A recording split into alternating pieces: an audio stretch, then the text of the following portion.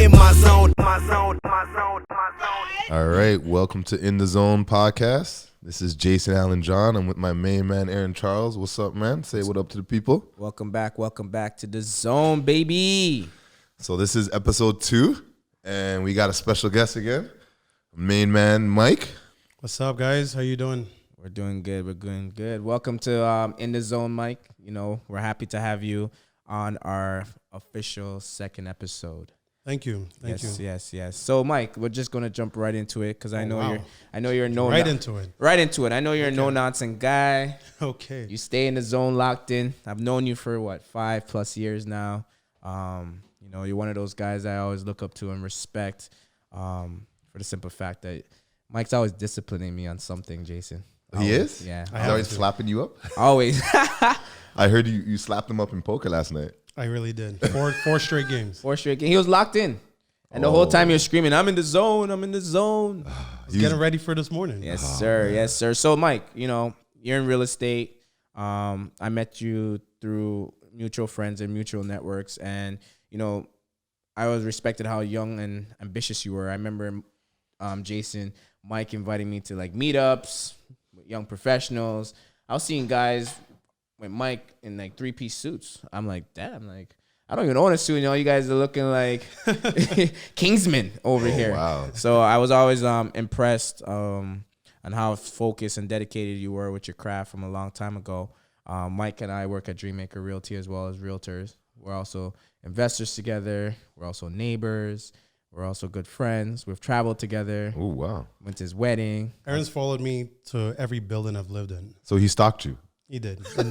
Because we lived on Queen West. Yeah. And I randomly bumped into him in the elevator. Oh, wow. And then a couple of years later, I followed him the second time. And then we ended up at Yorkdale together. Okay. It didn't really go like that, Mike. No? I introduced you to every building you lived in, but I got you. Wow. But anyways, so I know podcast. I know you, and I'm happy that I know you. Jason knows a little bit about you. But tell the people, who is Michael Yat, and what is it that you do, and how you stay in the zone and get locked in. So I'll let you introduce yourself formally. Well, thank you, guys. Really appreciate being here. Love what you guys are doing. Saw the opportunity in terms of, partnering up with Aaron as well as you, Jason, on the business side. Having guys that are young, focused, driven. There's not too many like us. So when we come around, it's good to get together and like stick around each other. Yes. My story is not, my story is a typical story of every immigrant, right? I was born in Nigeria, was made in Canada. Made in Canada. Made in Canada. I lived in Ottawa when I first moved here. And, but prior to that, living in Nigeria, I went to 2 military schools. Oh, wow. Wow. So I went to a school called Command, and I went to a school called Nigerian Defense Academy, where my dad used to be the lecturer there. Okay. So those first 6-7 years, I think, instilled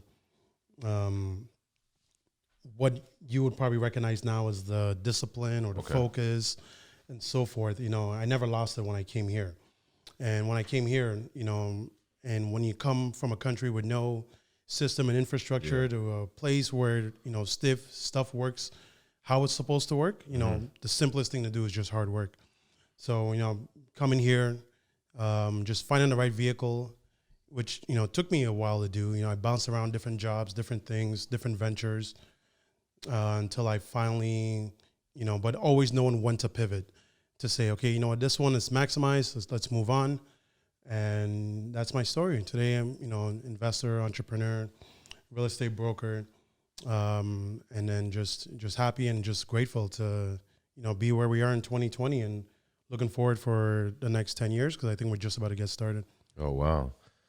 So, But I want to add. I want to add to that introduction there. That was a very good introduction. Round of applause, please. Well, thank you. But there's a couple key things there that Mike said that really like hit home for me. I thought I knew you, but then I realized, you can always learn something about somebody else. Like, the reason why we get along so well, but then, we have a lot of tough conversations is because we come from that immigrant background. My dad was also in the Army and the Coast Guard in Trinidad. Oh, wow. Yeah, like I didn't know that. I had to shine my shoes every Sunday morning. I had to always have my clothes ironed at a young age, and the discipline was always there. So, when you get into business and you start having a little bit of fun, you always know those who have the strong foundation because they pull it back at a certain time. They know when it's time to lock in. They know when it's time to get focused again. And I think we have that similar characteristic as well. And there's something else that you said in terms of knowing when to pivot, right? I know you've been in different ventures and you've been in different spaces. And, real estate has now been your identity for the last half a decade, I would say. Yeah. But a lot of people don't know this, but I got the privilege to know this.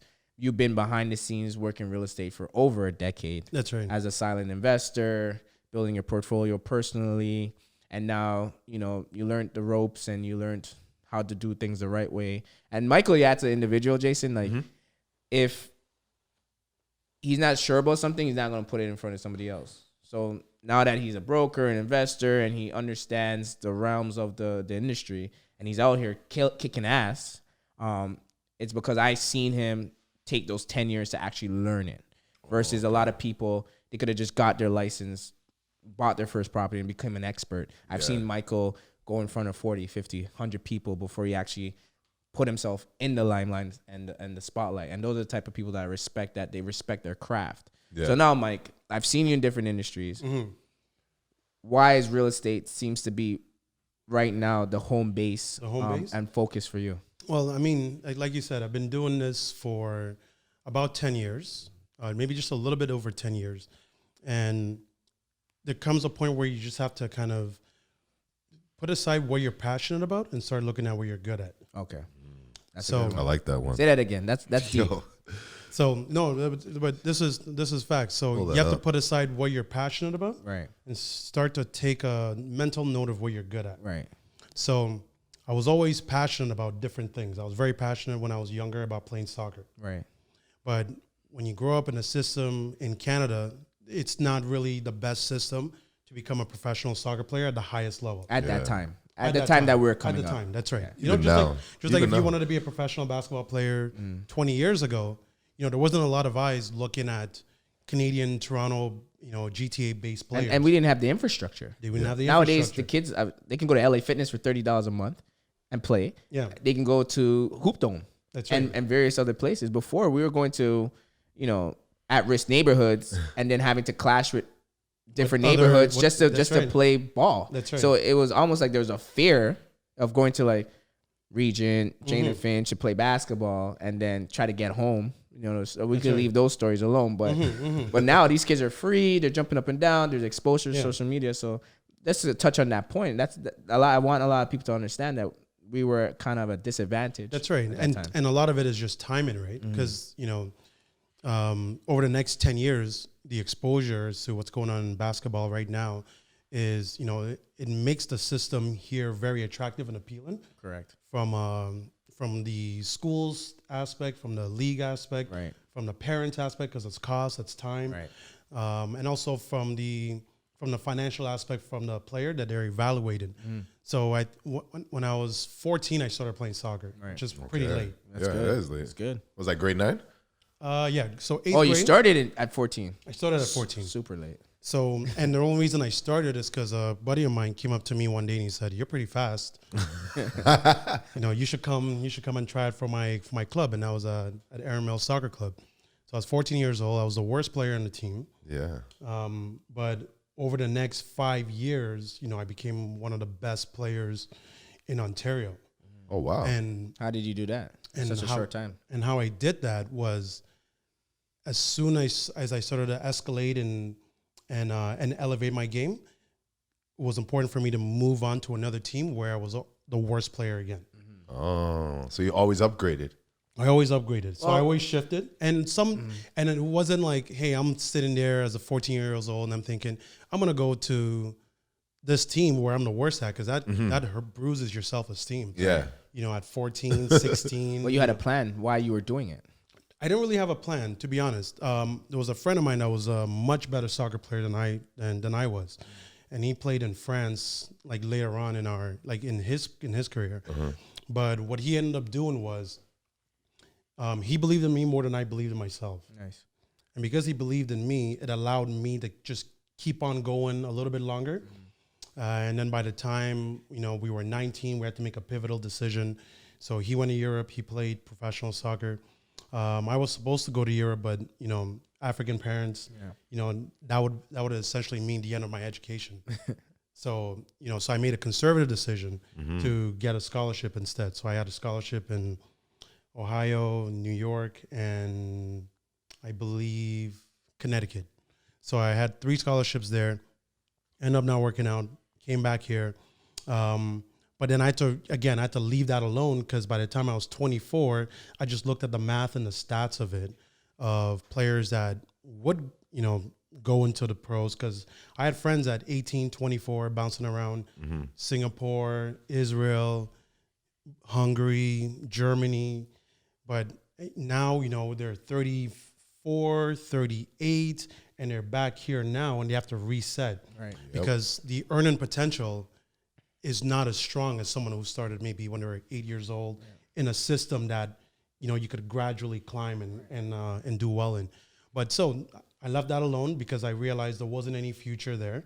And up until that time, everybody knew me as a soccer player. Right. And then when I shifted into the entrepreneur, that's, that window is hard for people to now start to look at you when you rebrand yourself. So today, I'm the real estate person, but in 5 to 10 years, I could leave this space alone and look at what the next thing is that makes the most sense for that time. And so right now, and like you said, I didn't just jump into real estate. The moves that I make look maybe random, but they're very calculated. Yeah. I mean, I was investing with you guys in the beginning in real estate, and there was 2 or 3 other individuals as well that were part of that Dreammaker team that I was super impressed by, because you guys had like $5,000-$10,000 at the time ready to buy real estate, and I was like, where are these guys getting all this money from? At the time. Yeah. And I just said, you know what? Just like in soccer, I said, let me get around the guys that are the best in what they do. Yeah. Or the guys that I need to catch up to, and then I'll just naturally, by the law of attraction and just by the law of association, my level will just elevate as well. Yeah, it's like, and they always say, like, if you're the smartest person in the room, you better leave the room. You better leave the room. So, you naturally did that when you were younger. That's right. So I respect that. That's right. really, really smart of you. And it probably aids to you becoming the entrepreneur that you are, right? So just to continue on that entrepreneurial mind, when did you realize, was it during soccer or was it after soccer that you wanted to be, or you became an entrepreneur, or were you just all like in soccer, or do you like, okay, when I'm done this, I'm going to want to do something else? Well, you know what? I mean, I've always been all in, and usually most things that I do. So when I was in soccer, all I did was play soccer. Or I built my soccer because, I was playing 7 to 10 times a week. Okay. So everything had to be around that, and then everything will come secondary. When I decided to become an entrepreneur, the market forced me to become an entrepreneur. So I didn't make a decision. So I graduated school in 2008, which, I don't know if all the listeners remember that period about 12 years ago, but, that was recession time. That was recession time. So it was recession time. And I was doing interviews like crazy coming out of school, and I wasn't really getting anywhere. Oh, wow. So I said, okay, well, this system doesn't make sense. I went to school, got the good grades, finished school. Instead of getting a job, I'm now stuck with a receipt. A lot of people have receipts hanging on their walls, right? And they're bragging about their receipts. That you showed up. But what for me it did was, I had to start investing in my self-education. Right.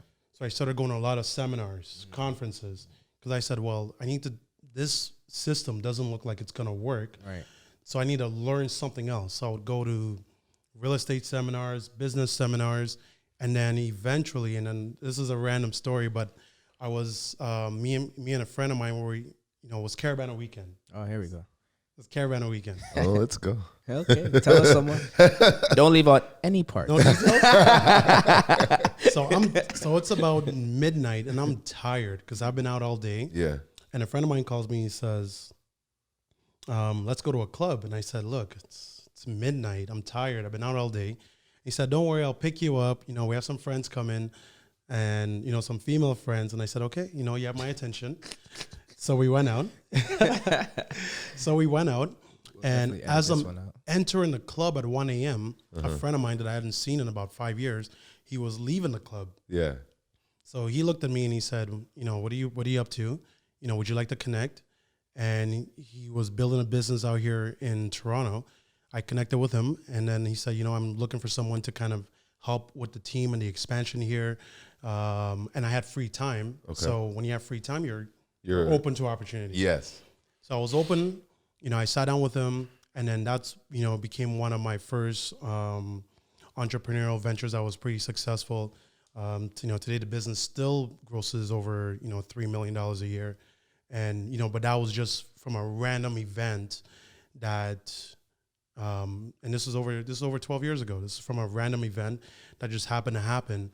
And even with, you know, the economy mixed with that, and then mixed with, you know, I felt like there was a shift coming towards entrepreneurship. Yeah. Because Canada is very conservative. Yeah. Up until maybe more recently. But Canada's always been generally very conservative when it comes to entrepreneurship, sales, you know, those kind of things. We kind of shy away from it. Especially, you know, having Nigerian parents. You're either an engineer, a doctor, an accountant, you know, just like many other. You don't count. Or you don't count. That's funny.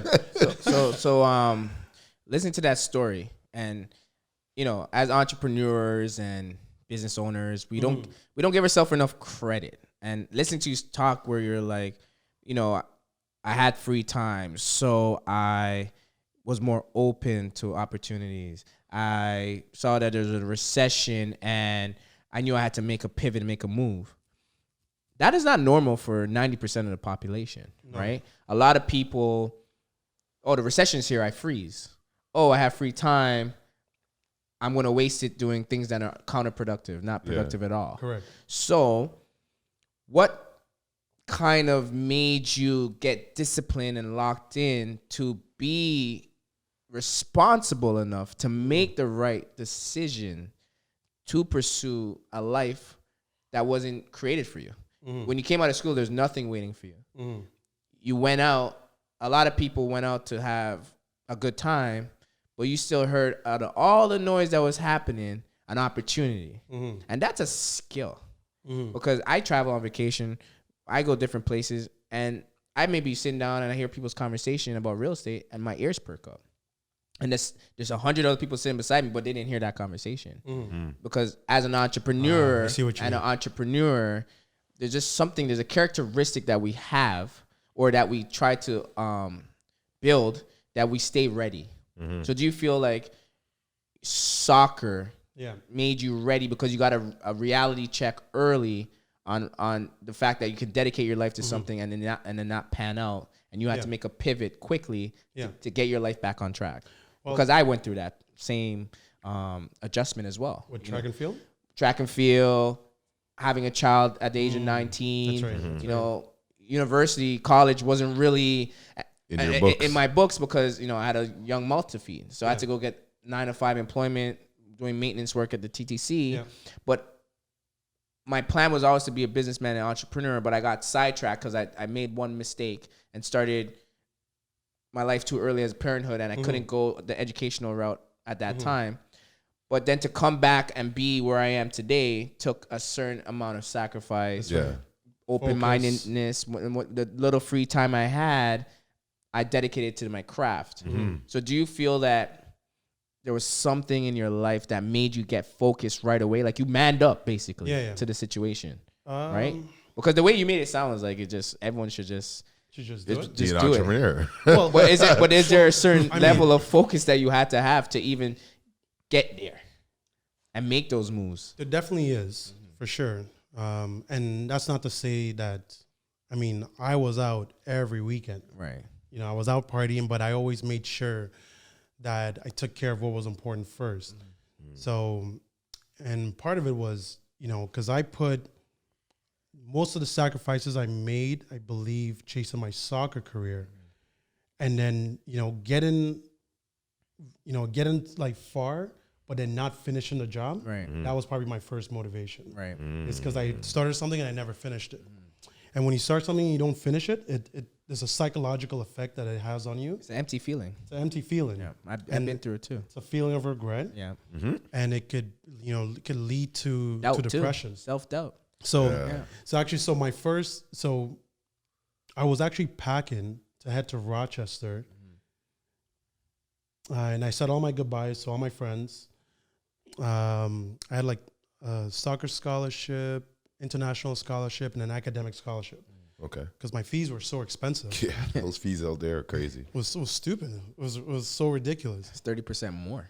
No, more than that. It was like 300%. 300%. Oh, wow. Yeah. It's like 3x. I mean, international wow. student. I mean, it was. Oh, yeah, because you're the international. Yeah, because he's going to Rochester, right?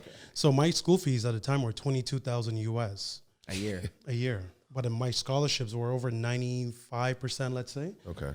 But then I don't know what happened with the administration when they faxed my documents for me to sign. Yeah.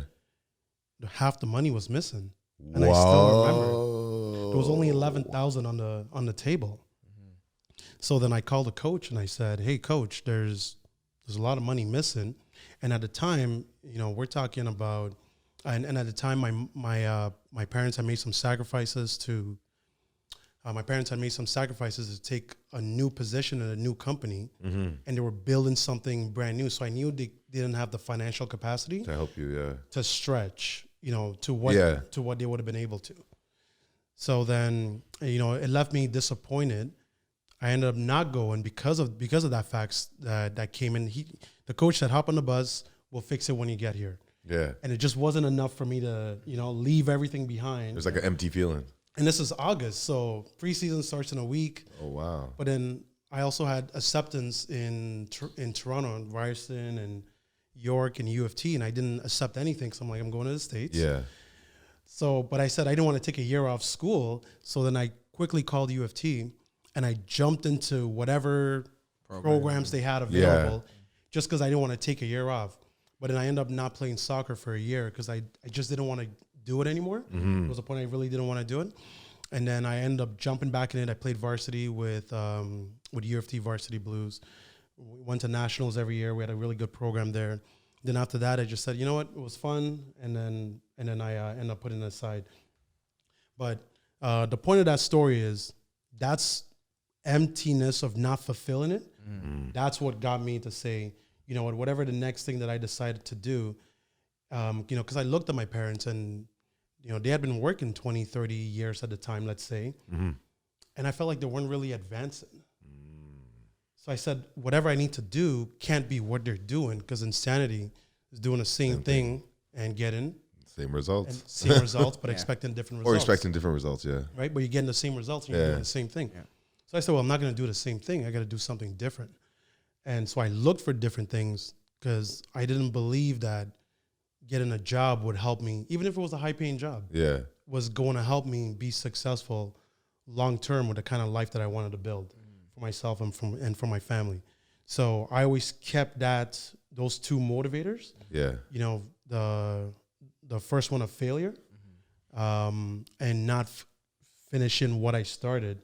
And then the second one was I needed to change the philosophy of how I approached working, earning income, and, someday hoping to be financially independent. Right. So those are the things that I kind of put together, and I made a decision early to say, if it takes me 15 years go in this direction, I'm going to go that direction. So just let's listen to what you just said there. And you say a lot of good points. So, this is going to be a good conversation, lengthy one. But I always like to clarify things for the listener and the viewer. Okay. Right? Because it's very important. I don't want people to feel like we're out of touch. Right? Yeah. So you knew you couldn't get that lifestyle out of a job. Could not. But did you ever work a job? Of course. Good. Worked a lot of jobs. But my philosophy now is when I speak to a lot of people, I say, create the big picture. So it sounded like you had the big picture, knowing that entrepreneurship and business was the end goal. So did you paint that picture in your mind? Yes, I did. So I even had a vision board. So you create a vision board. Perfect. So what I like to say to people is, guys like us, we paint pictures, we create vision boards, and then I throw it up in the air and I let it smash and shatter. and then I pick it up small pieces at a time. So then you went through working the jobs, but you knew you were working the jobs with a purpose of maybe saving, investing, for sure, and using that capital to build a business and to go. You don't just, oh, I have a plan, I'm going to start a business. It's, oh, I have a plan, big picture, let me blow it up, let me piece it back together and go through the process. Yeah. So was that kind of like how it was for you? Because that was how it was for me in terms of how I ended up being a real estate builder, developer, investor. I started off at TTC, mad and hating my job, but understanding that the income of that job, my credit was going to allow me to get mortgages, to get into real estate, and then reach out to mentorship, seminars, which you did, but continue to go to work. Because I worked and did real estate 8 years, side by side. Yeah. It wasn't like I just stopped working. That's right. Well, that's what everybody thinks it is. Right. So I just want to that's make... the best way to do it. Yes. So, Mike, you've been in real estate for a while now. Congratulations. A lot of people, they start and then they don't finish. And it looks like you're on a lifetime pursuit of this business. For sure. Because this is a business that has no ending. This is what I love about real estate is the simple fact that you can pass this down to your children, and then your children can pass it down to their children, and it can live on forever. For sure. Right? That's a generational aspect of it. Yeah, and where we come from, we always preach generational wealth. So it's always important to put the right words and energy into your mission from the beginning, so you know what the mission really is and what you're staying true to. But with anything, Mike, I've been in the business 10 plus years. I knew it was a setup. Woo! With anything, there's trials and tribulations, there's heartache, there's disappointment. Share a couple like instances where you feel, was challenging for you. You had some disappointments or some setbacks, and let me know, because I know what my routine is and certain things that I have a rule. If I'm having a bad day or something doesn't work out, I only have 24 hours to think about it. Okay. I have to feel sorry for myself, and I move on. That's the Beyonce rule. Is it? Yeah, Beyonce in her Netflix special is like, I get mad for 24 hours and then I forget about it. That's how I feel though. wow. Honestly. So good. I can stay mad for a long time. Shout out to B. Shout out to B. Lemonade. Yes. But as an entrepreneur, and our viewers and listeners have to understand that, that squiggly line that we talked about last week, that up and down chart, that oh my gosh, I'm gonna die, oh my gosh, I'm going bankrupt. Yeah. Have you had any situations where you felt that way, or any obstacles that you had to spend a lot of time trying to figure it out, and how did you overcome it, or are you still dealing with it? I mean, I think it's natural to go through it as frequently as maybe we do. I don't know how often you go through it. Oh, I go through it every day. Daily. Go through it every day? Daily. I mean, there's some days, I wake up and I'm in bed and my wife's like, "You're hot," but she doesn't know I'm sweating because I don't know because I know what's coming tomorrow. Yeah. I got either deposits coming out that maybe I didn't really plan or allocate for. Closings are too heavy. I need to pivot or move something's not done on time. But the good thing about growth and the thing about, if you want to really persist with this is as you continue as an entrepreneur at every level, you're going to change what your bandwidth is going to get stronger. Yeah. Yes. So you're going to change what your rock bottom is. Right. So in the beginning, the smallest things will make me freak out. Yeah. Whereas today, my tolerance, my BS level is a lot harder. I mean, we had something like ridiculous amount, close to like a dozen closings this month alone so far. Yeah. And in those closings, I think maybe only half of them went smoothly. Yeah. And the other half, dramatic things were happening for each one. Right. So I'm on the phone with lawyers, appraisers, lenders, the buyers, the sellers, the developer, trying to also navigate and make sure everything is going to work out to position it for a win-win for everybody involved. And these kind of moments help elevate you for what the next level is. Yeah. So I'm glad that the podcast actually got pushed back a few days because I was still going through it. Yeah. Okay. When we first originally was We're gonna do it. We're gonna do it. So how do you feel now? Oh, well, I mean, now I feel great, and you always feel great when you come out of it because now you can look back and have the right perspective about it. You know what I always say is like, so in my situation, like how you go through it, you have to remain calm and confident. Because your customers are freaking out. Sometimes me, the realtor's freaking out. That's right. The lawyer's freaking out. And everyone's calling me, and I have to be like, it's okay, guys. Don't worry. Right. And then I hang up the phone and be like, oh my God, what the hell am I going to do? You know what? But at the end of the day, I know that if I don't lose my confidence and I know it's going to happen at the end, everything's going to go well, it usually ends up going well. So we have to be very like I'm not going to call it fake, but like I know it's going to go well at the end. But sometimes it's messy in the middle. It's sweet. It's hard at the beginning. That's right. But it's sweet at the end. and you know what? I think for me, it's the best analogy is to just be a duck at all times. A duck? Oh, I know what you mean. Calm at the top. So if you see a duck, on the surface, he looks calm. Yes. But underneath water, he's paddling like crazy. Oh. And that's what, as an entrepreneur, you have to go through. My favorite movie growing up was The Mighty Ducks. The Mighty Ducks? Flying V. Sorry, I went off a little topic. Memories. No, that's fine. I mean, Mighty Ducks was great. What do you call it? The Trash Brothers? I don't even remember. No, you remember? But anyways, as an immigrant coming to Canada, that movie inspired me to skate. Did it? Yeah. I got rollerblades right after that movie, and I was knuckle puck time, and I was on it. But rollerblades or ice skates?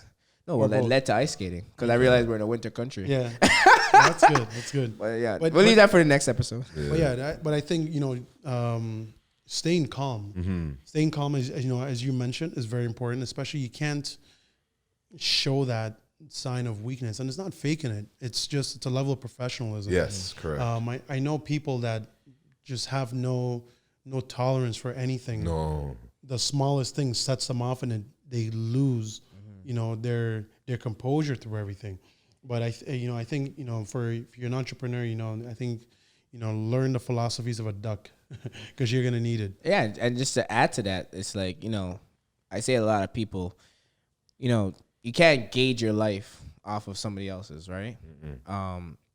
I've graduated multifamily. I've graduated pre-construction. I've graduated flips. But now I'm going to the world of development. That's right. And, development for me has been one of, not the hardest, but it's a new challenge for me. And, there's days I'm super rattled. I question myself.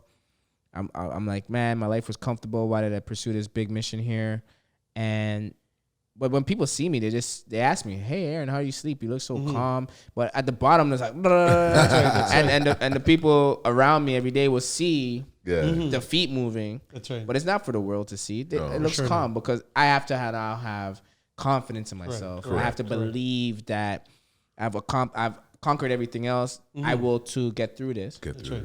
And I always bring it back to I'm now in my zone. Yeah. It's fourth quarter. Yeah. Last shot's about to go up. The ball's in my hand. And everyone around me trusts that I'm going to deliver. Yeah. So your clients knew Michael Yat is going to deliver. And you deliver, I did. And you knew when you're going through that staying in the zone process and being locked in, it doesn't mean that victory is guaranteed. It means that when you're in the zone, like, you're going through turbulence, but you're just focusing on the end goal.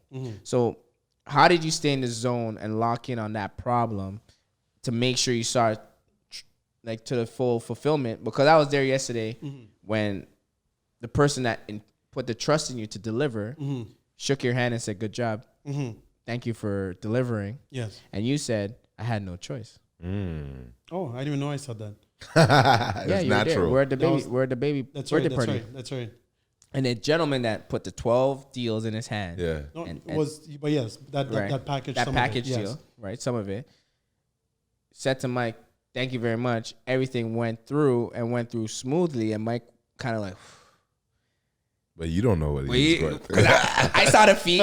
He saw the calm. He saw the end result. Oh, that's true. But I know there's a level of Mike got in the zone. Yeah. I haven't heard from Mike in 5 days. You saw it. And I said, "What's going on, Mike?" He goes, "I had to lock in."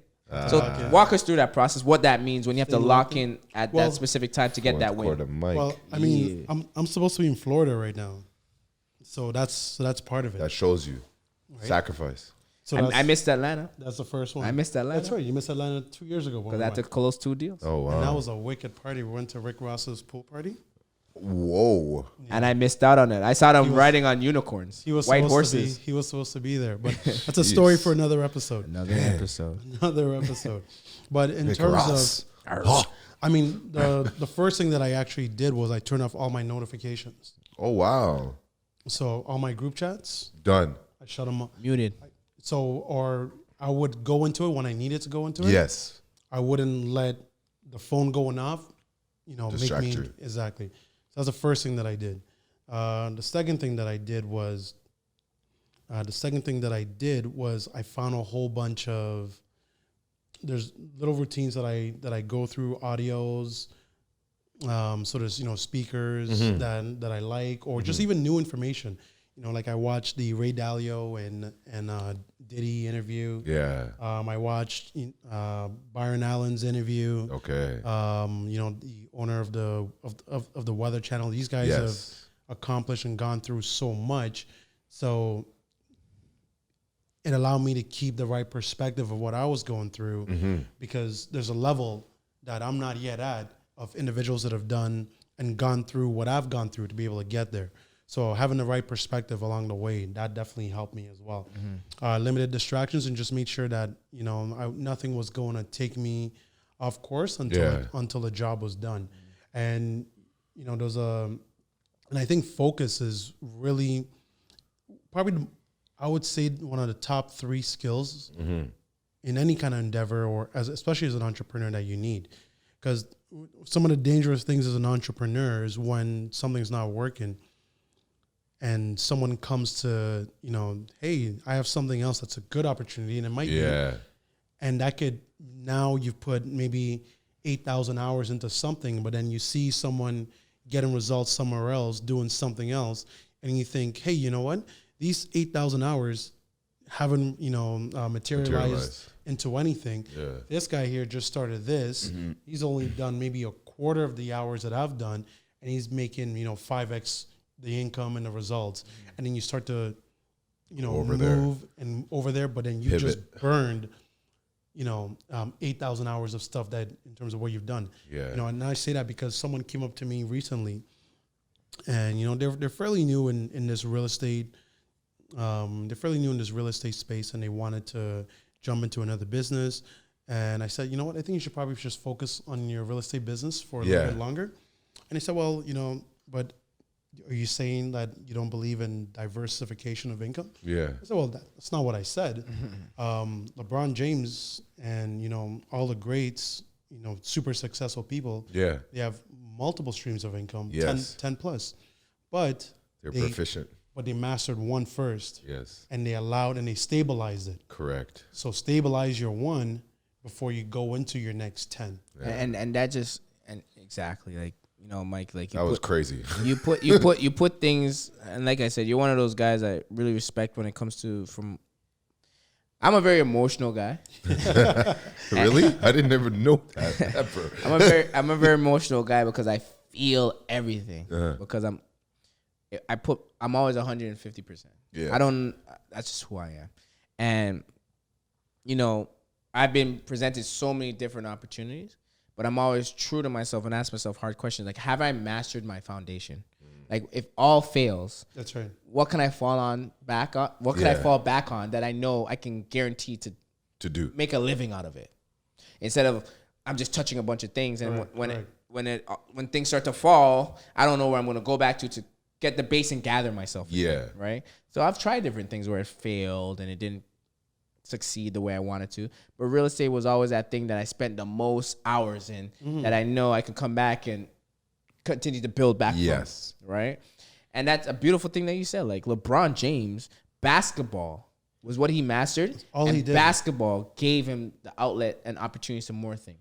But LeBron is still playing basketball. Because he knows at the end of the day, if no other sponsors want him I could do this. I'm still going to play basketball. Well, it's great. Like, you guys are like, that's crazy. Like, because you have to build your foundation. The Like I foundation. always say this, like if you notice all buildings, and obviously we're in real estate, bring it back to real estate. Always. Brick and mortar. Like buildings have to go down to go up. Always. And the only way to go very high, you have to have a strong foundation. That's right. And you can't go to the next level without the foundation, the one beneath is strong, right? So like you say, you can't build or add until your foundation is very, very strong. Well, you And it becomes dangerous Yeah, for your customer base. yes, Because then it's like, what's your brand next week? correct. You're always switching. You're always switching. jack So- of all so trades, let's- master of none. Let's stay on real estate, right? Yeah.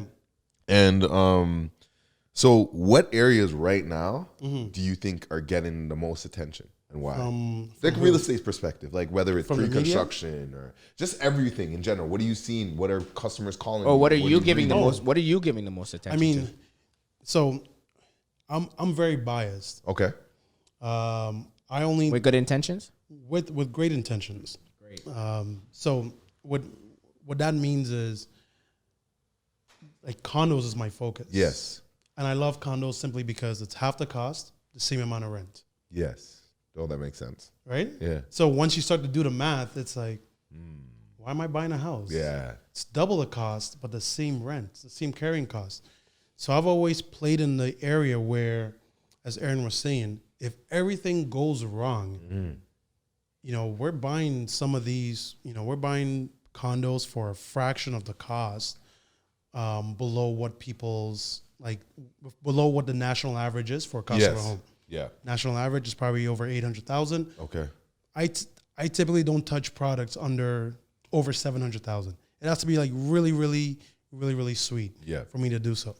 And that's simply because of the affordability, the income, everything just needs to make sense with the math. So Yeah. when I do the math, I just say this doesn't make sense. If interest rates hit 6%, which Yes. is what the interest rate was when my parents bought their first home, Yeah. you know, could I sustain and afford this? But the danger for most people is they always play where their capacity is. Yes. So they live at their maximums. Yep. Not their minimums. Yep. So if their maximums are, 1.4 million, Yeah. they're probably going to buy 1.6. Yeah. Because they're going to borrow 200 from mom and dad to be able to get that 1.6. Yeah. My maximum is 1 million. I'm trying to only touch 500,000. Okay. So I always live in that space, and I've kind of programmed my clientele base, and through the master classes, we educate them through that to be able to look at things with multiple purposes and multiple functions. So you're let not me interrupt you for a second. Let me bring me back to the immigration point, right? Okay. So we in Canada are used to big homes, large spaces, That's right. not having a lot of people around us. You know, like when I was growing up, like obviously we didn't have as much construction as we have now, but like like everyone wanted a yard and stuff like that. And like I'm a person, like I don't see myself not living in a condo. So now we're getting accustomed to smaller places. And from what I hear, like Hong Kong, Singapore, like there's micro condos. So micro condos. so I understand that you're playing in the under $700,000 space. Is that because maybe your immigrant knowledge that you think people are going to get used to smaller spaces and that it's more advantageous to be in that as opposed to like a bigger house? Well, definitely. I mean, the mindset and the philosophy has changed over the last even 3 years. And that's not to say I don't promote or push or even buy products that are over 700,000. It's just the fundamentals are just harder to hit and to check, which is you need to have an investment goal. You need to be able to exit from it. You got to be able to make money when you buy it, which is something that Aaron and I talk a lot about. Yes. And you got to be able to potentially change up the, could you do short-term rentals? Could you do executive rentals? Could you do, furnished rentals? Yes. So you got to have some flexibility. Okay. With your rental options to be able to maximize, the full income potential of the property. And it's just harder to do that with a home unless you're just multifamily. Unless you're buying a home because you want a home. Yeah. But I'm talking predominantly in terms of investment. So in terms of what's going on in the news and the media, in my media, it's always the same news, which is we're looking for the same products that are in different locations. in different locations that have strong fundamentals that you could make great equity with. You can exit from easily, has a potential of cash flow, rents easy, good infrastructure, transit, and no matter what's going on, even when I first started, during the recession from 2008, we didn't get burned and lose, our money because we bought regardless of what the economy was doing, regardless of what the media was saying, regardless of what the news was saying, because the news at the time was an oversupply of condos. Yes. Yeah. So we know how to bury the noise because we live in this space and we do it. We usually put our money up, and that's what gets our clients, interested because you guys are buying too. Because we're buying too. You guys are putting your money where your mouth is. Well, at the end of the day, we're investors, right? Yeah. And there's one thing that Mike said that's very important that a lot of viewers and listeners should zone in on is like our fundamentals are always the same, but our locations change. Okay. And that's very important. And, a lot of real estate agent investors, and I wanted to listen and understand that we're here to educate them as well. Yeah. We're not here to bash them, but this is another outlet to see how to be successful in this market. Yeah. Like I can comfortably say any project we invested in, we've made over 300% on our capital. Right. And Mike's going to be talking about in the masterclass alongside you is, versus, value and deals and structure. All those things are very important. Sometimes you may pay a little bit more of the deposit, but the value you're going to get out of it is a lot higher. Yeah, or sure. Versus, you may not be in the greatest area, but the reason we're there is because the structure and the terms were really good. So for us is fundamentals. Yeah. Affordability, transportation, what's the other thing that I'm looking for? Like the demand. Yeah. Like multiple exit strategies. Yeah, exactly. So rental. Those things are very important. So we started in Liberty Village, right? And when really Liberty Village hit its cap, we had to now go back to our due diligence checklist and then say, oh, Junction hits our criteria now. So we moved to Junction. North York. And then North York. And then South Etobicoke. That's right. And then Wilson Heights. And then when all those checklists, if there's not a check on all those boxes, we could now have to move to those zones. So this is perfect. Because so it's just, for us, it's just we understand that we're not, you invest where you want to make the most money and you live where you want to be. Yeah, I'm always like... But people tie the two together. Yeah, the problem is because, home ownership is looked at as like this, this mantle. Like you got to reach that, and like all of us are like in the mind frames of I don't know, like it's home ownership to me is bullshit. Okay. And I'm just going to tell you guys because that's just who I am. Straight from the facts. It's bullshit. Yeah. Home ownership is for the profitability of banks. Correct. They want the masses to own a home. If you talk to 90% of the people and you say to them, why are you stressed? I don't own a home. Or because they own a home. Correct. And they can't afford the home. Right. That's the next 10%. That's right. Then I said to them, listen, your stress should be you don't have an investment property. Mm-hmm. Rent where you live. Stay renting, but strive to own an investment. Right? Because owning a home is a liability to you. Owning a home is not an asset. But the banks position it as it's an asset. Realtors say, oh, buy a home is the greatest investment you ever make. No, it is. It's the biggest liability you'll ever have. But the thing about it is like people get that confused, right? Because we're not sitting here saying don't buy real estate. That's right. We're saying buy the right real estate. But not only that, we're saying that maybe where you want to live is not a place that you should buy. Right. And the reason why I say that is this. You talk about this through pre-construction, right? Exactly.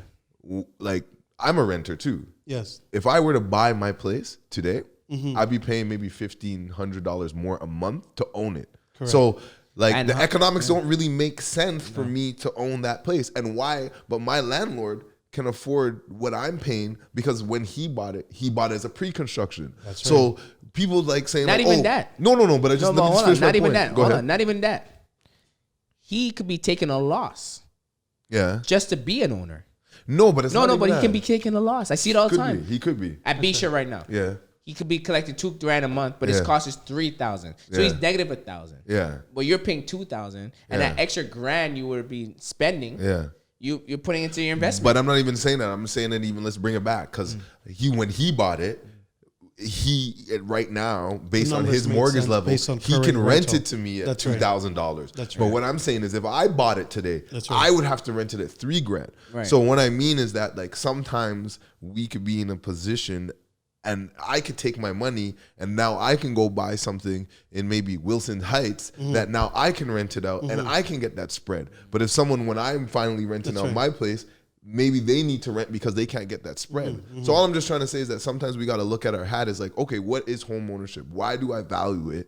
Why is it good for me? That's right. But what we're saying is that everyone should be some way, somehow into real estate, but in what fashion, right? And the thing is about this, and I always try to figure this out, and there's no way I can figure it out because every individual is different. Yeah. There's a price of home ownership to certain people that they value that. That's right. And even though I can sit there and say, that is not a great investment, but they're like, I want to own a home. So it may not be logical, but there's a value to it. You can't put a price on that. We just have to highlight them to it's not an investment. Yeah. And some people are okay with that. It doesn't need to be. And not everyone's an investor. Some people just want a home. Yeah. But at the end of the day, like, so Mike, like getting back on track right now is like, what advice would you have for, a young listener, a viewer, someone who, wants to get ahead and position themselves? Like, what is it and what characteristics do they need to stay in the zone? And what does the zone even mean to you when you get in the zone? Like, what do you see? How do you feel? How do you perform? Yeah. And how can someone who's listening and watching tap into these advice that you're giving them?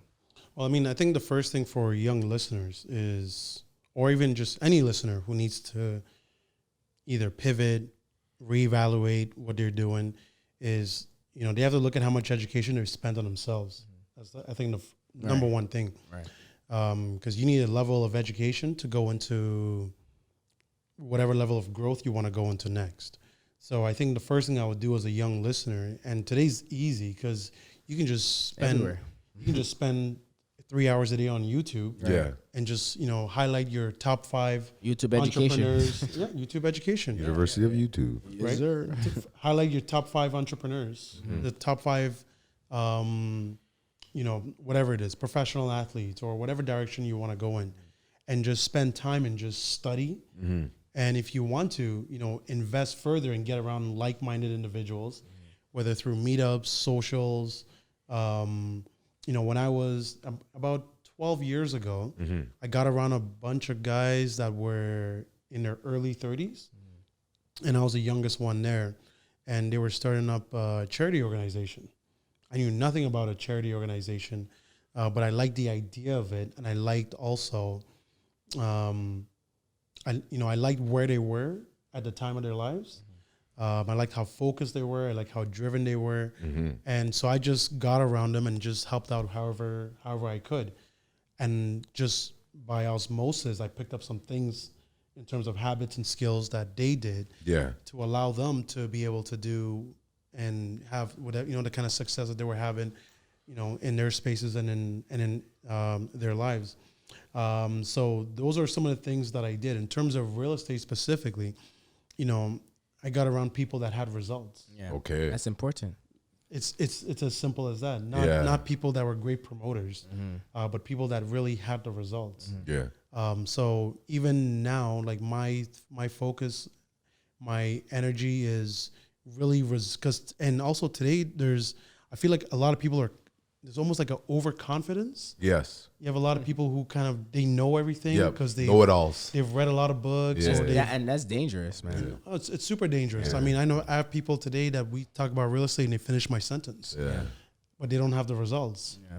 And I'm not saying that. And haven't even started. Yeah. Well, in their minds, they might have started, right? Started reading. Right. But I have, I don't look at people that just have, one good season. I look at people who have good careers. So you look at Hall of Famers.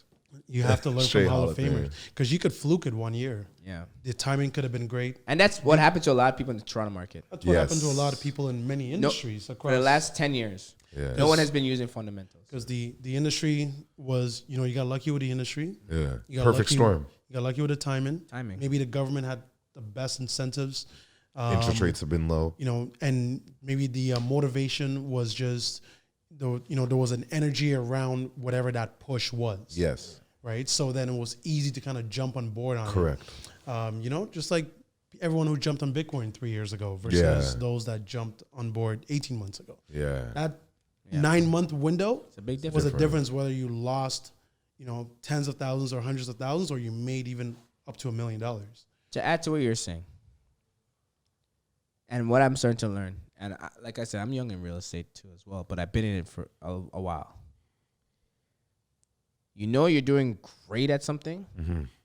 No matter what happens, you don't move. That's true. You're firm in your position. It sounded like, financial freedom was always something that you aspire to achieve, right? And I also heard you previously mention, you're an immigrant, you moved to Ottawa, you bounced from place to place, your parents transitioned jobs, Yes. they're doing the best that they could do for you. I know you grew up in Mississauga, so they did very well at that time, suburban lifestyle. Mm-hmm. You know what? Now that I look back at it, yes, you're right. Right, exactly. So, I'm an immigrant, came here at 6 years old from Trinidad. When you're young, life is beautiful. You go outside, you play, you ride your bike, you play soccer. You don't really understand your environment, but then you get older, you go into high school, and then you start to compare your life to other people. That's right. So now you start to see different family, different structures, then you start to compare, right?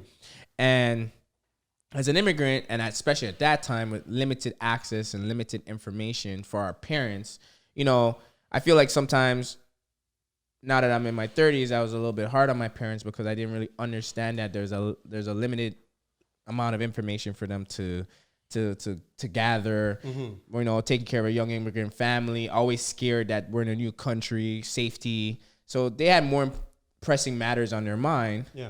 But they gave us the best chance to win in terms of giving us the education and the advice and morals that we have today. So, when we say, our parents kind of plateaued, I understand what you mean, but sometimes, I feel we're a little tough on them. I think they gave us the tools and the fundamentals to now take the baton and move it forward. Yeah. So do you feel that watching your parents work hard and giving you what you have today motivated you to want to create financial freedom for yourself, but also for them as well at an early age? And if that was so, what was the process that you took to start to achieve financial freedom for yourself and your family? Because I see you kind of now positioning yourself and your family at the same time for for their retirement and their future, and for also your future with yourself and your wife and future kids. So tell us what that process now looks like. So the process, and then also to comment on my parents and being hard on them about the process or like the shift. So I mean, education is what brought us to Canada. Right. My dad is a very smart man. He got sponsored to study in Manchester, England. Right. From there, I don't know how, but the government of Canada in Ottawa sponsored him to come and do research at the University of Ottawa. So what does your dad do? You're being humble. He's a smart man. Everyone thinks their dad's a smart man. He's a VP of a pharmaceutical company. Nice. So it's a black-owned pharmaceutical company. I think it's the only African-owned pharmaceutical company to trade on the New York Stock Exchange. That's amazing. Oh, wow. That's amazing. That's amazing. So that's what he does today. But education really gave us that separation. Yeah. And it helped us have those first early wins in life. Right. And then through that, my mom and my brothers, we got sponsored. We came over. My mom practiced law in Nigeria. Wow. When she came here, she redid the bar and practiced law here as well. Okay. So my parents have always been like very, highly educated. Yo, shout people. out to your parents. Shout out. Yo, Shout out to the parents. Big ups. Right? Yo, that's amazing. That's a great story. That's a great, and that's what I'm saying. It's in your DNA. It's in your DNA. It is in my DNA to be a high performer. That's right. Right? That's right. So, I mean, part of it is DNA, but I don't also want it to be like if your parents don't come from that DNA, then you don't have a shot at it. Correct. So you definitely do have a shot at it because today there's unlimited amount of information that you can expose yourself to. So if your parents are not, the kind of ideal models for you to, model your life after, you can just, spend all day on YouTube and find those models and just model yourself after them. Right. And even to add to that, like, there's different ways to, see the worth of your parents. Absolutely. Like, your dad maybe not a scholar, but he's there for you. He shows up on time.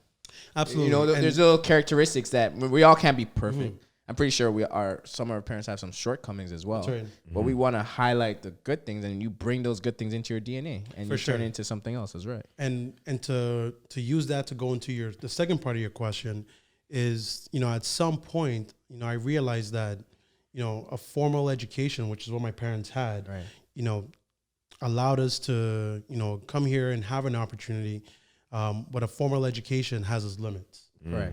So once I realized that a formal education has its limitations to what it can do and provide for you, it can definitely help you, make a good living, but it'll, you'll always be in that rat race. Yeah. Potentially. Even if you're making $250,000 a year. Can I jump in just for 1 second? Absolutely, jump in. Because this is great. This is powerful. And Jason, you're great at this too. Add this. A formal education has its limits. Like with anything, it's a tool.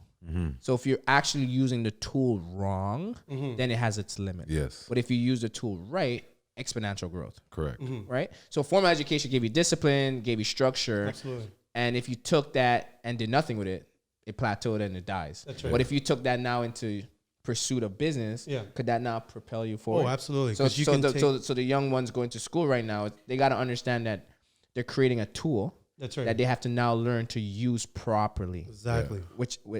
For finding external right. advice from different people. So you can use your formal education, get your 9-to-5 job, and in that time, use your disposable income, find, your Jason Allens, your Aaron Charles, and help them, go to them and say, hey, can you teach me how to invest this? Right. So that way I can, have the option to work maybe 10 years less or have the option for most companies today are not built to make profits. They're built to sell. Yes. Right. Most startups are built to get the numbers to a certain place And get bought out. Or position it for some kind of takeover. Because the reason why I wanted to get in this, and Jason, you can jump in. Yeah. Like, I'm a person that absorb a lot. I take in everything because I always give everyone benefit of the doubt. And when I was in my little ups and downs of life, I used to get bashed on for not going to university and college. And I went from high school to entrepreneurship right away. I started my first party and promotion business at 19, bought my first property at 21, had 10 apartment building at 25. Yeah. And I was still being bashed on for not having that formal education. And then a guy like Gary Vee came out and said, college is bullshit, university is bullshit. I know, right? And then people start to say, hey, Aaron, I like the route that you've taken, right? I would take it a step back. I don't even think it was just Gary Vee. I just think it was like what the foundations from when our parents came here to get like a job and get a pension is not the reality now. Right. Like we saw companies go bust and people lose their pensions. Right. Like I know one of my clients, she worked at a company for 25 years. The company went bankrupt and she has no pension. So it's like you see those things and then all of a sudden we're in the age of the internet. Yeah. So IPOs, you see Google making money, you see Apple making money, you see making money in the market. So it's like you see that there's other options for money, but the internet is the one equalizer. But that's where the education is. But do you agree with any side of that argument? Because how I feel now in my stage of my life, you need both. You need a little bit of common sense and grit. Correct. But that formal education is important. It's definitely important. Like the way now people are looking at it, you don't need, like people, I see them drive around license plates saying like college dropout, this, and that, which is good. Yeah. It works for some people. Yeah, it's not everyone. For the masses, I think that's dangerous. For me, I feel like this. Yeah.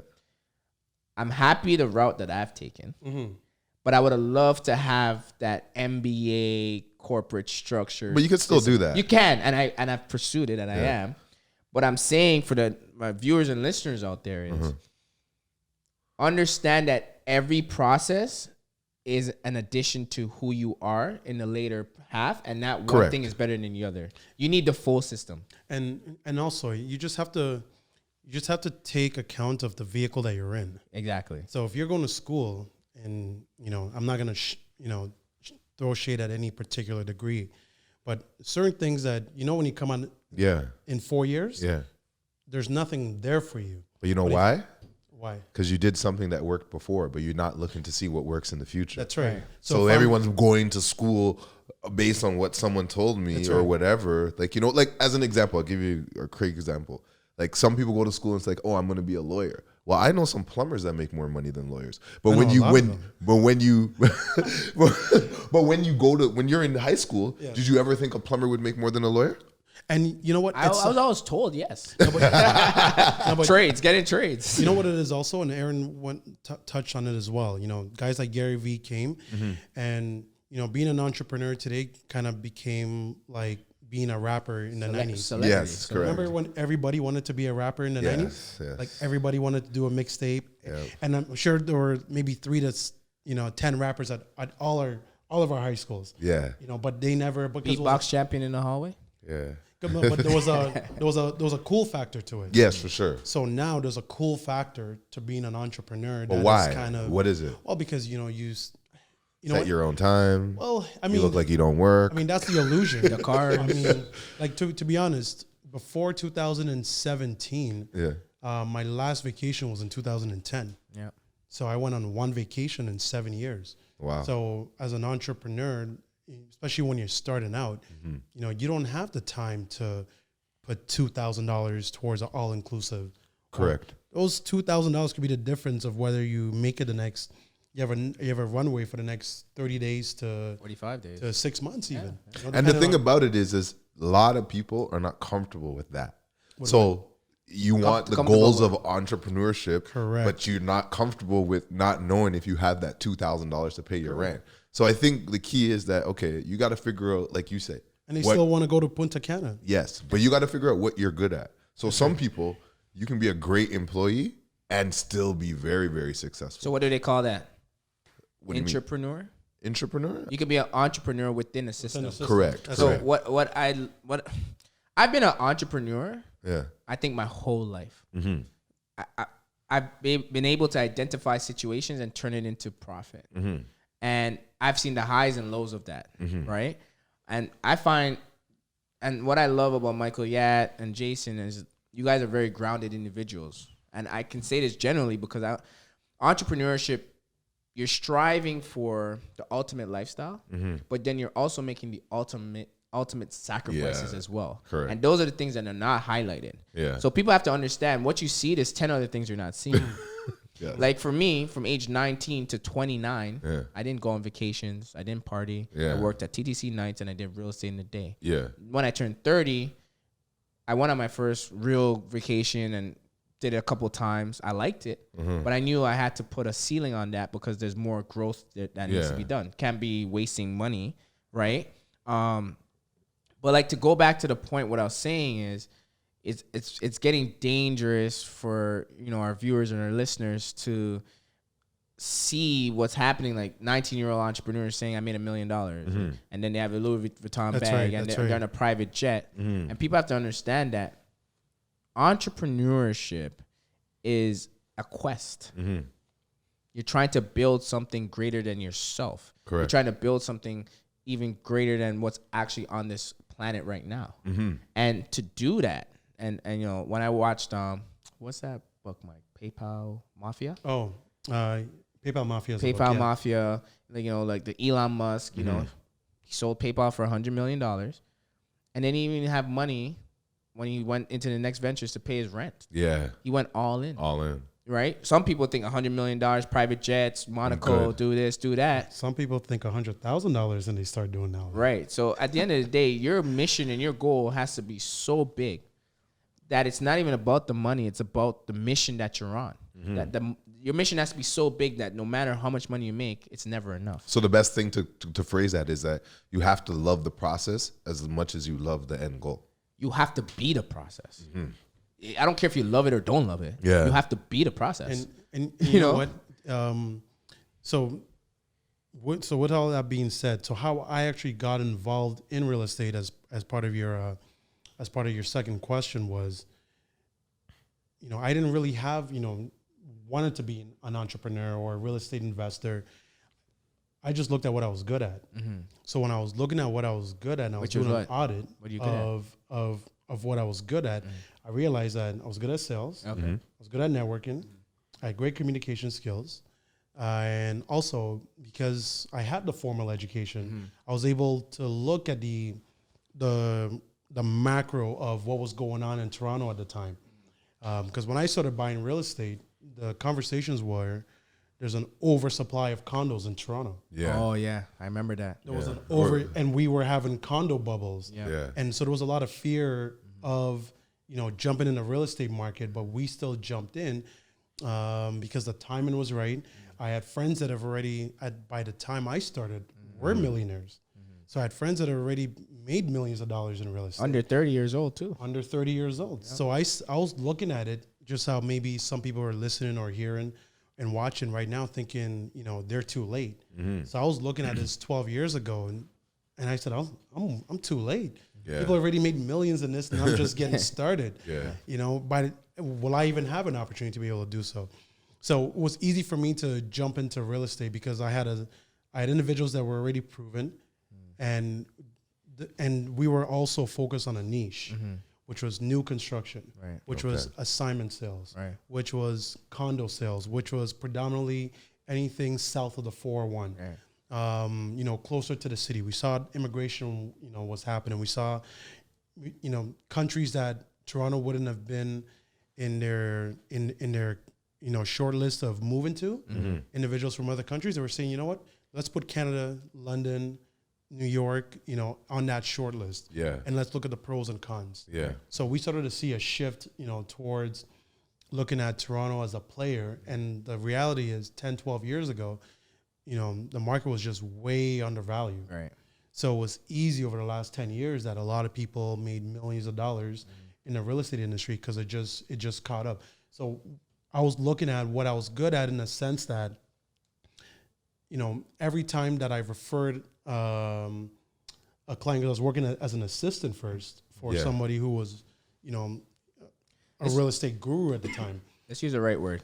Consultant, assistant, however you want to spin it. The bottom line is, you weren't the salesperson. He had his own business cards. Yeah. I wasn't ready, so I had to follow. Yeah. I wasn't ready to lead, so I had to follow. And I did that for 5 years.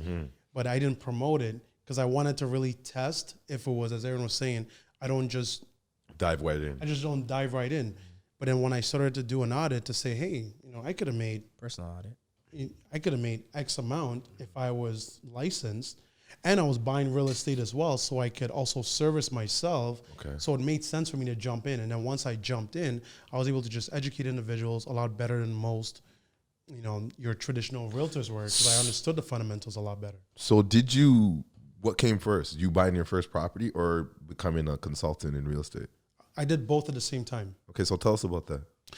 So what originally had happened was, I wanted to get involved in real estate, but I had capital, but my credit wasn't great. Ah, okay.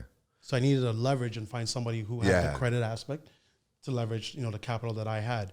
And at the time, because it was the conversation was, we had an oversupply of condos in the market, it was easy to get condos in Toronto. Yeah. It was super easy. Yeah. Because builders were given 5% cashbacks or zero money down, which also made people fearful because that's kind of how the states, ended up in their mess as well.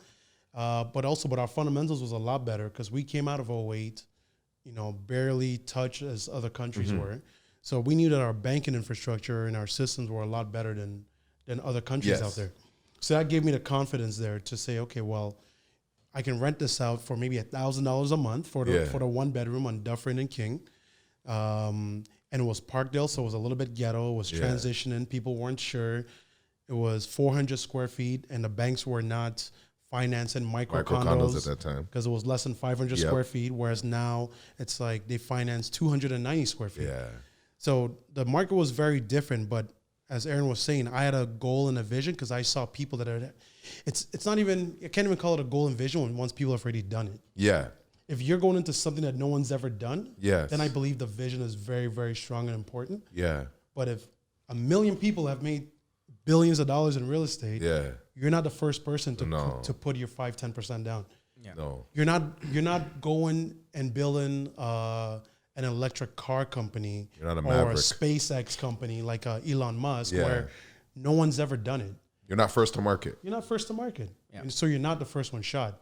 And that's how, Right? that perfect point, Mike, is like, that's how I gauge real estate for myself as well. And I always say this to my clients, it's stop overthinking, Yeah. right? there's already a blueprint. Mm-hmm. And that's the reason why I love real estate. It's so transparent to me. If I want to be a developer, Mm-hmm. I can go find the blueprint of a developer. Oh, this is what Tridel did. This is what Menke did. This is what Yeah. Minto did. Oh, Tridel's over here. Let me go follow behind them. Oh, Mike's an investor. He bought a pre-construction. He does pre-construction. Oh, that's Mike's blueprint. And then there's also a lot of avenues where you can touch these people and get advice. And it's the wheel hasn't been reinvented, Yeah. right? Right. So, Mike, hearing what you're saying is you came into the business as a student first with an open mind and with a blueprint, That's right. right? And, Mike, we'd love to thank you, obviously, for, being one of the teachers at the masterclass. But that's kind of like what the masterclass now is. Yeah. It's an open forum of conversation with multiple blueprints. Yeah. You have the developer mindset, the investor mindset, the finance and money mindset, and we have other professionals coming in to give you multiple blueprints. Correct. So if you had something like the masterclass, for example, 10 years ago, do you feel that Oh, big time. you would have been even more propelled forward? I'm just gonna jump right in for Yeah. sure. And I'm not No, even pitching the masterclass. I'm just going off of you saying the blueprint, No, which is absolutely important. not. I mean, Yeah. we don't need to pitch the masterclass. I mean, there's every time a project launches, the problem now in Toronto is we have supply issues, not demand issues. The demand is there, Always there. but the supply is not there. Right. And that's why, my hat's off to those individuals that have made, a lot of money and then take that money and go into the development space because you're solving a problem. Right. And the problem is, we have a supply issue, not a demand issue. So with the supply issue there, what we do is we bring value to a lot of people. And I was fortunate because somebody was able to hold my hand through my first 2 real estate transactions. My first one was I bought a deal from a guy named Sean on an assignment sale. So he had bought it from a developer, and I didn't know that he bought 8 of them at the time. But he wasn't ready to close on all 8 of them. So he assigned maybe 5 or 6 to me and my buddies. And we thought he was doing us a favor, but it was also a win-win position. Always. So that was my first one. My second one was directly from the builder, and I ended up keeping that for a short period of time. Wasn't able to at the time hold on to it and close on it. But those are my first 2 purchases, and they were both under $200,000 Right. at the same time. So you would say ultimately that was your first investment property. That's right. So you were exposed to pre-construction and assignment at the same time. That's right. Nice. So pre-construction and assignment sales at the same time, and I like the niche of it because. Talk more about the niche. So the niche of it, I mean, I'm predominantly in the servicing business Right. of real estate. Yeah. There's 50,000 other people like me that can Yeah. also service other individuals who are interested in purchasing real estate. So the niche of it is the ability to look at floor plans, to look at an area, to look at features and finishes, the background of the developer, understanding the approval process, understanding the infrastructure of what's being built up around the area, and to be able to say, if I put $1 here, can that dollar go to work and make me a return in 3 to 4 years once it's built? Because the majority of people are looking to buy homes, and when I came into real estate, I had a bias, and I rent it even till today. I I don't live where I own. So I rent, and I've been renting. Yeah. Because I've always looked at it as a vehicle that, for me, it gave me great flexibility. Yes. For somebody who didn't have the perfect profile, but it allowed me to get into something, and in 3 to 4 years it was built. It increased in value, and that increase in value gave me options. Mm-hmm. Right?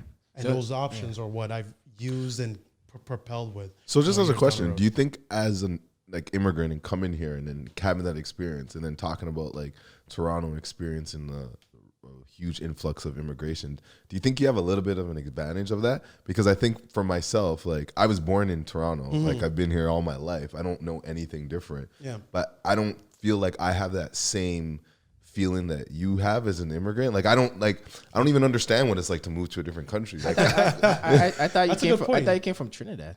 That's a good point, actually. Yeah. Like, so do you ever like look at it and be like, oh, I'm someone that came from Nigeria and I would come here and my family's experienced this beautiful place in Toronto and it's so good. So, wow, like a lot of people are going to want to come here. Right. So me, I see them like, oh, because there's sometimes I wake up in the morning, I'm like, where are all these cars and these people coming from? Right. And why are they coming here? But I think someone like you and even yourself, Aaron, coming from Trinidad, you guys may have like a little bit of an advantage in saying, I know why people come here. Correct, I don't know that. I just know why I don't want to leave. And you know what? I mean, and in the beginning, you kind of look at you might look at your immigrant status as almost a disadvantage. Yeah. Because you don't fit in. You speak with an accent. You're a little funny. Your parents don't cook the Canadian food. Yes. Right. So there's a little bit of maybe embarrassment there, but I mean, long term, when you look at it and I don't know what the stats are, but immigrants, I think, typically do well anywhere they go because they have that perspective. Okay. And that perspective gives them. And last time I visited Nigeria was 10 years ago. And, we have some infrastructure built up, but there's some parts of the country that there's no infrastructure built up. And I remember there was a morning I had to get up and, we had to walk to go take a, well, not me because we had a well. Yeah. But there were people like around me that were neighbors that had to get up and go to the river to have a bath and then fetch water and bring it back and boil it. This is 10 years ago. Yeah. So, and then when you give those people an opportunity, even if it's a marginal one, they're gonna go crazy with it. Yeah. So, whereas if you're kind of born here, I'm not saying you don't have that. Opportunity to still win, but I mean, immigrants. I think they have the edge all day for sure. Yeah, you guys are a little bit sharp. I find that like if just someone who's born here and just has a lot of immigrant friends and clients and stuff like that. I find that we sometimes Canadians take advantage for what we have and don't understand like that side of it. Like, that's okay, right. I go home, I go to Dominica, I see it, it's similar, but I don't live through it. I know, right. I always say this thing, I was like, I'm not moving anywhere without a 24-hour Shoppers. And and it's just me because of what I've been born into, but I'm sure people come here and if I say that, they're like, oh, you're lucky. Hey, I wouldn't move anywhere without a 24-hour Shoppers either today. Right. But to add to that, being an immigrant, being an entrepreneur, yes, Mike, everything you said is totally correct, You come here and we're forced to figure shit out. And then when we figure shit out, we realize it's not that serious. So then you build something in your DNA and your characteristic of nothing's that serious. I uprooted my whole life, came to a whole new country, and I'm okay. Right? But I also feel that, a lot of Canadians and a lot of people who aren't immigrants that are born here, when they travel, they actually get a glimpse of that feeling. Correct. They go Cuba and say, oh my gosh, I want to do this, I want to do that, I want to do this, because you now know the resources that you have that you can propel yourself forward. And I was speaking to a mentor of mine at the time. He goes, Aaron, like if you ever have difficulties in understanding the position that you are here, just uproot and move somewhere else. That's Shake up your world. That's true. Put some urgency into things. I got to find a place to live. I got to find new school. I got to find where the nearest hospital is. You got to now go on a scavenger hunt. When you're not scavenger hunting in your life and you get complacent, you don't grow, right? As an entrepreneur, we're always scavenging. Yes. What's the next move? Yes. Where am I positioning myself next? Where's the economy going? This and that and that. But the average person, they get complacent, get into a routine, so they lose that edge. Right? Well, what it is, I think everyone just you stay where you're comfortable, Right. right? And you know it. Like we like to go where we're popular. Like the Cheers thing is not nothing. You go where people know your name, right? But sometimes, like what Mike did at a young age, you have to go where maybe people don't know your name and then make them know your name. People that don't know what they're actually doing are the ones who, no matter what news break, I gotta sell, I gotta move, I gotta do this, I gotta do that, I gotta do this. Real estate's something that you're supposed to hold for generations and generations and generations. It's not something that you have to keep disturbing. And also fundamentally, when you think about real estate, you know, every seasoned investor and in real estate will tell you over 10 years, you will for sure make money. Yeah. Whereas our mindset has been over 10 months, 6 months. over, 18 months. Today. Over, I know people that drop deposits 6 months ago and they're already asking me what's the value, which is okay. Nothing wrong. Nothing wrong with it, to kind of see, okay, is it trending in the right direction? But then don't use that as as your new standard. Right. Because guess what? In 10 years from now, you might not see anything move for the first 6 months. Yes. Because also when my first property, after it was built, and we're talking Dufferin and King Street. After it was built, the first 2 years, the value didn't move. It stayed the same. Yeah. And it stayed the same because the developer went bankrupt. So the reputation of the building died. So you got to watch that. There was also rumors of mismanagement. Of the construction, so people are worried about the structure of the building and stuff. And also there was rumors of bed bugs in the building. Wow. So the market stayed flat. And stayed away from that building. And people stayed away from it for 2 years, and the management wasn't as strong. But then a new management company came in. They revamped the building. They put systems and processes in place. And I will never forget this. A friend of mine, he sold we're talking downtown Toronto maybe 5 years ago. Queen West. Dufferin, we're talking Queen West. Dufferin and King. West, close to Queen West, between Liberty Village and Queen West. Mm-hmm. And he sold his for a loss. And I didn't know you could lose money selling real estate after you held it for 3 to 4 years. Wow. But he sold it for a loss. Yeah.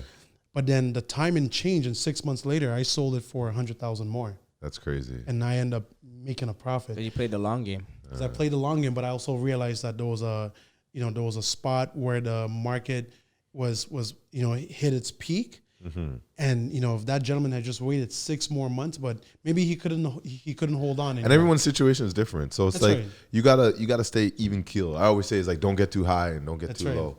And there's one thing that you've ever also mentioned that I hear Jeff Bezos mentions when he talks to like his employees. Mm-hmm. He's like, oh, when you watch the stock price, like if the stock goes up, don't get too excited because if the stock crashes by the same amount, are you gonna get equally upset? You will. Right? So you gotta manage that. You know what I mean? So we heard a lot of good things that you said about staying in the zone. I think what I'm gonna pick up from that is that when you feel like you're the smartest person in the room, you gotta move or leave the room, go to a different crowd. For sure. You also, staying patient and waiting for the long game. And then the other thing that you said was quiet out the noise, which I think that's important. Because when you hear about like athletes or people getting in the zone or whatever, they always act like they can't hear anything or they can't see anything beside them but what their trajectory is. So I really liked when you said that you're like, oh, I turned off all notifications. I did. I like maybe logged off. Like I've done it too. Like when I know that I'm being distracted, I'll like turn off Instagram. That's right. I'll get away all my group chats because I'm like, I don't want no one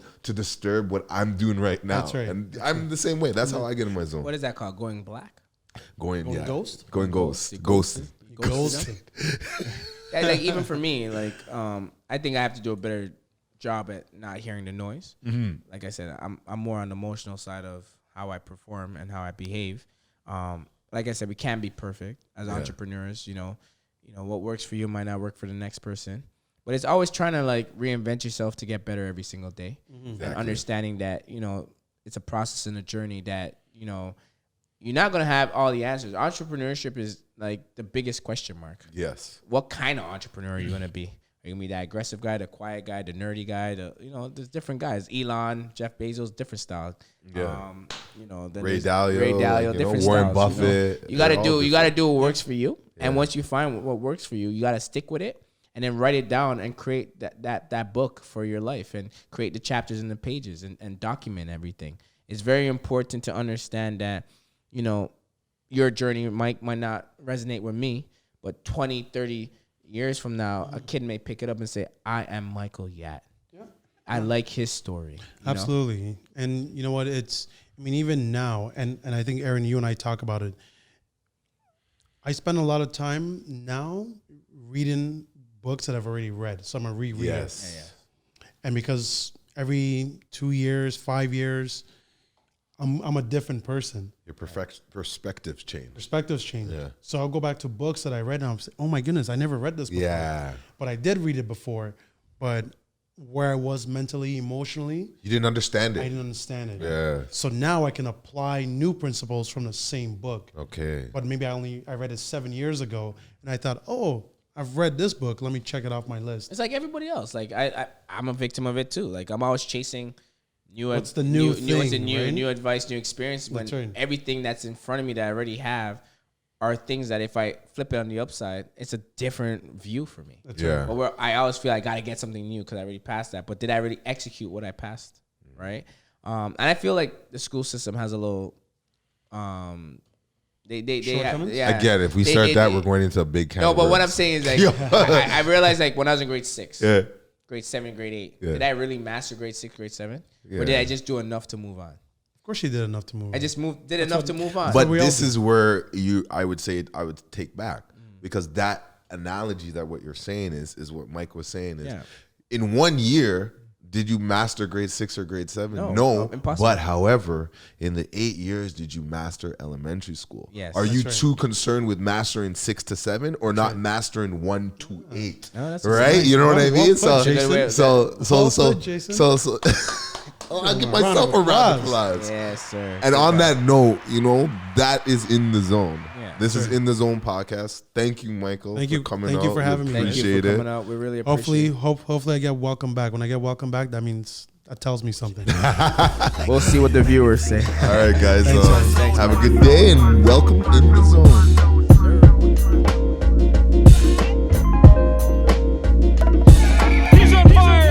Now I'm in my zone.